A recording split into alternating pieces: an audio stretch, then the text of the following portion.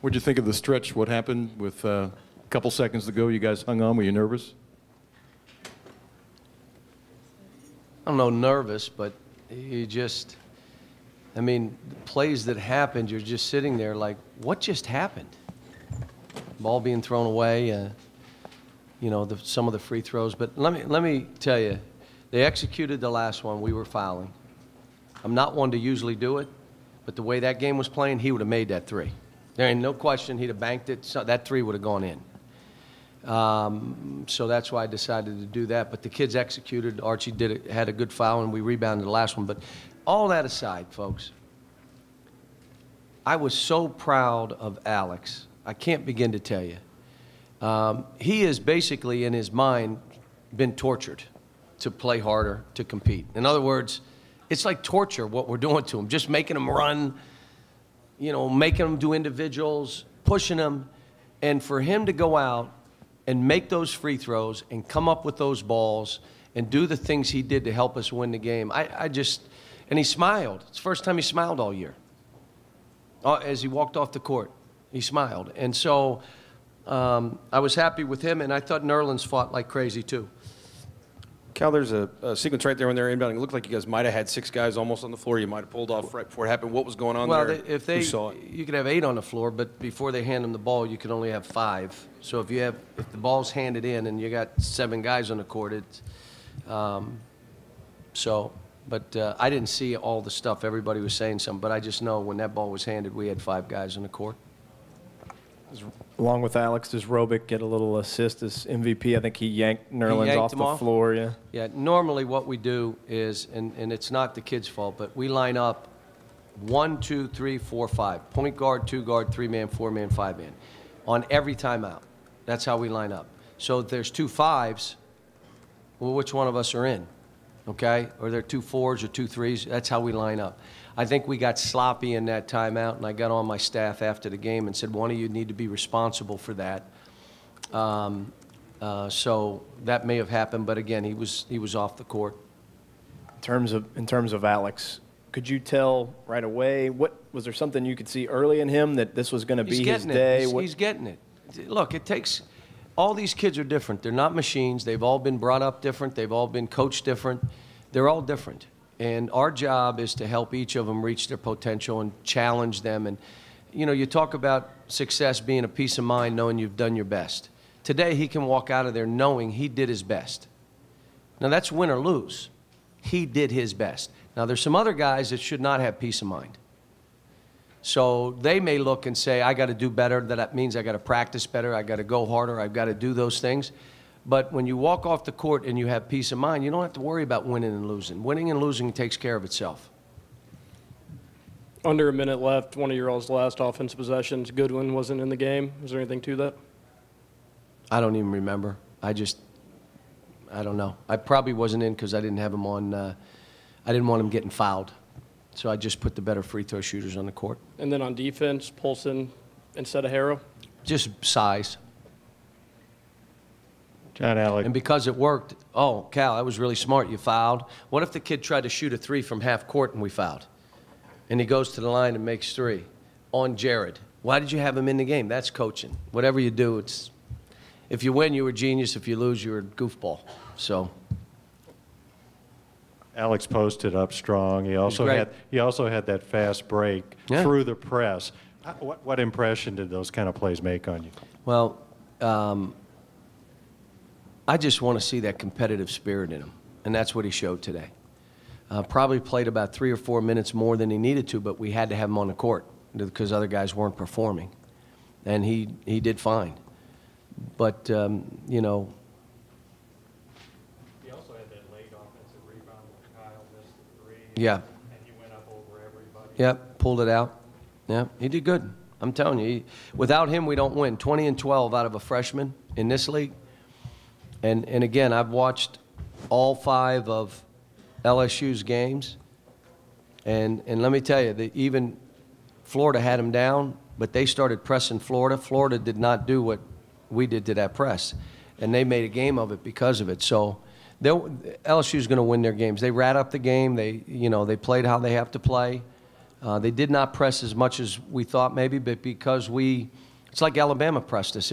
They did us a favor by pressing us, but Johnny's doing a heck of a job. Johnny O'Brien was a bear today. I did not want to double team him. We probably should have. I just chose to say I don't want to get those guys making threes, so we did. He got his points and rebounds. He did great. He played well. John, when you're talking about Alex, yet in the second half, for the first 9 minutes, he didn't get a shot. Was that something he wasn't doing in that time, something they were doing, or what?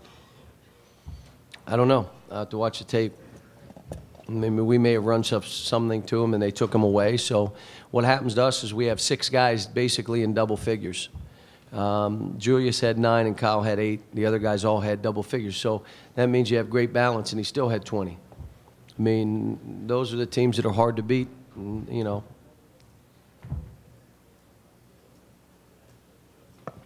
this is kind of silly, but why did you take the gym shoes off in the second half? I'm just not comfortable wearing them. They were new. By the way, I'm going to sign both shoes and auction them both off for the American Cancer Society, so that'll be on the website. What's the website, Jerry? CoachCal.com. Thank you, Jerry. Coach, when Noel came out with an injury, seems like Welcher really went to the board a couple times. They're really strong. Yeah, he did. Kyle's playing better. We didn't make our threes today, and that gave them an advantage. But Kyle's, you should see him in practice. If I let you guys all in practice, you'd walk out of there and say, wow, I love watching Kyle practice. Now, he didn't always do that. And I asked him, why'd you change? What happened? He said, I was embarrassed after Vanderbilt, and I didn't want to be that player. So he's dunking probably 20 times a practice. He's flying up and down the court. He's talking to his teams. He's having fun. He's he's showing leadership. The one thing I told our guys, the one thing for all of us, the greatest development in our history is the ability to understand I can change my attitude and I can change my habits. And when I do change my attitude and habits, it changes who I am. We got some other guys that I can't get them to understand. You got to change your attitude and you got to change your habit. Now, bad attitude doesn't mean, or an attitude doesn't mean you're bad, you're talking back and all that. It may be an attitude toward work. It may be an attitude toward being a teammate. It may be an attitude toward accepting your role. It's all kind of things. But when you know I can change my attitude and I can change my habits, and that will change who I am and what I'm about, I'm just trying to keep telling these guys. I just, that, and have fun playing. I mean, they're playing like they're afraid to lose. And I'm telling them I'm not afraid to lose. And if you win, who's going to get the credit?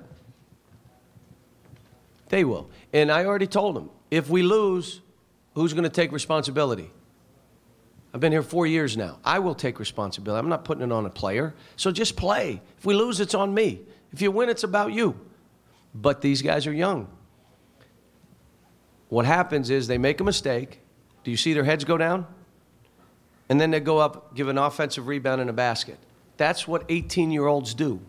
They're so into how they're playing, not what they have to do to the team. It's not that they're selfish. It's their whole life has been that. So we're working on it, and slowly we're working on it. And it's nice to walk out of here with a win. It would have been an ugly L. We gave, just like every other game, we're giving people a chance to beat us when we should be gapping the game, but that's who we are. And that means I've got to come up with foul the guy before he shoots a three. Stuff I don't like to do, we're going to have to do.